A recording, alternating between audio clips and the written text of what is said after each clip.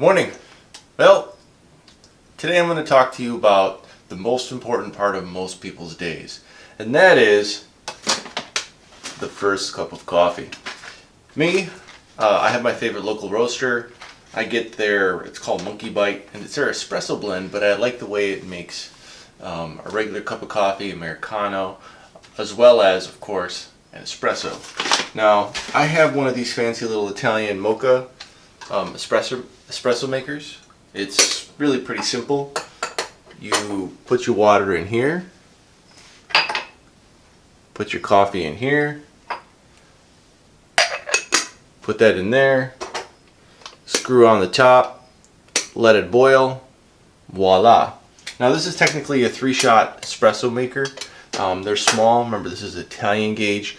Us Americans like a larger shot of espresso. So it's more like 2.5 shots, but it's great. And it has a really nice, deep, rich flavor that, especially this coffee, and it's not burnt. I don't like that overly burnt, overly done flavor. I just don't.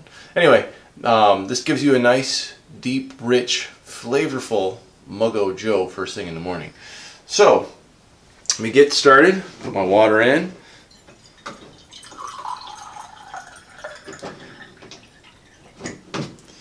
Now, next thing is beans. I use whole bean, and then I just grind it up. Throw what you throw into your fancy little coffee grinder,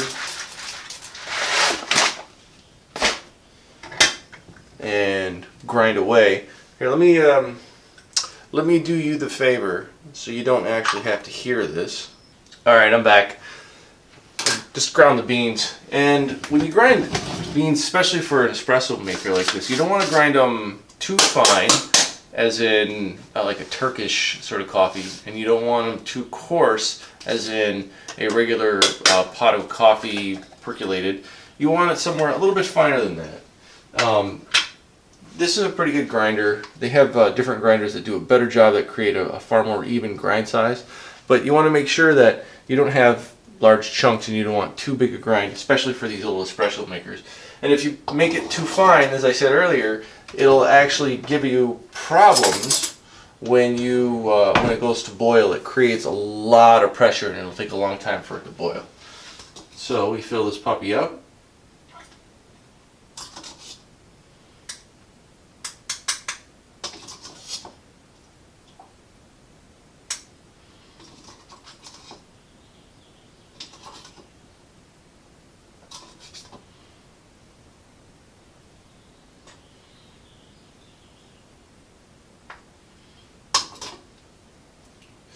Alright, do it over the sink. Anytime you're going to do anything that could potentially make a mess, do it over the sink if you can, or in the sink. One of the reasons why I keep my sink pretty clean. So, I put my coffee in, you can see, finely ground. I don't have to worry about tamping it down so much, just create a nice little even, relatively smooth top. The reason why I don't have to worry about tamping it down like some other espresso machines is because this has its own little filter on the bottom. You can see what happens is this is going to tamp it down for me in the process of screwing it down on top. Just have to get it up to right around the top of the edge.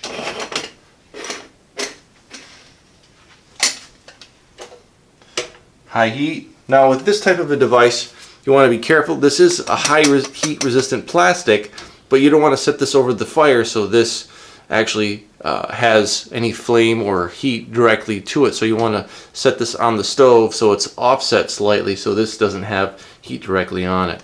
That's really the only warning for this thing. Now we wait. It takes 3, 4, 5 minutes depending on the heat, your coffee ground, how fine it is, and it doesn't take long. I'll be right back. Okay. This has been going on now for about 4.5, 5 minutes or so, and it's starting to, the espresso is starting to come out over the top.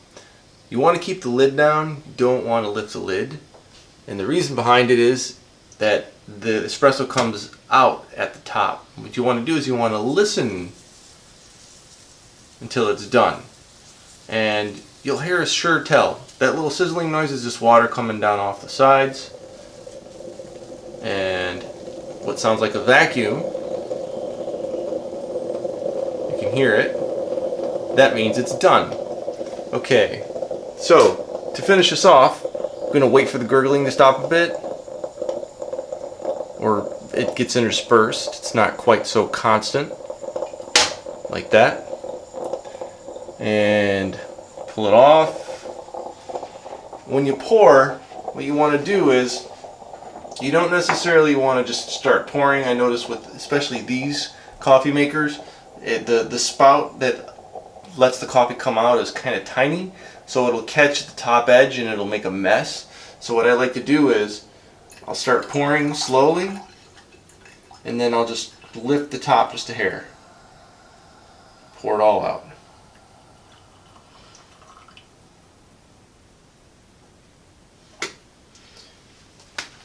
Take this puppy.